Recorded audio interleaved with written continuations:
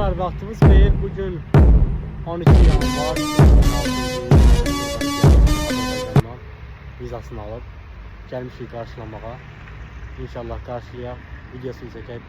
Bizden Hılavın Nadraziyə gəlib, Nadrazidən götürüb videosunu çəkəcəyik.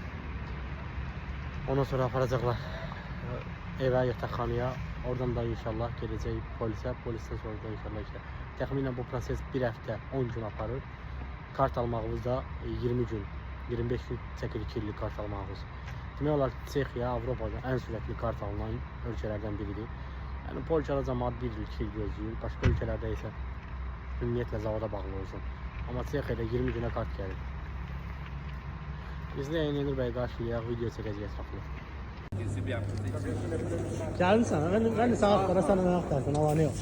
Vəziyyət, keyfinə bağlı olsun, sən. Təzə çatmışsan, təzə çat. Enur bəy çatdı. Bizdən havalimanı, Vizon Dəmir Yolu Vağzalının içərisindəyik. Götürürük inşallah. Enur bəy götürəcək, gedəcək yataqxanaya. Yataqxanadan sonra bir həftə içərisində polisə gedəcək. Təxminən bir həftəyə işə çıxacaq. Bir həftə sonra işə çıxacaq. 20 gün içində oturum kartı, 2 illik oturum kartı gələcək. 6 ay zavodda işləyəndən sonra Çexiya daxilində istənilən iş yerinə iş yerini dəyişə bilər. Oldu, hələlik.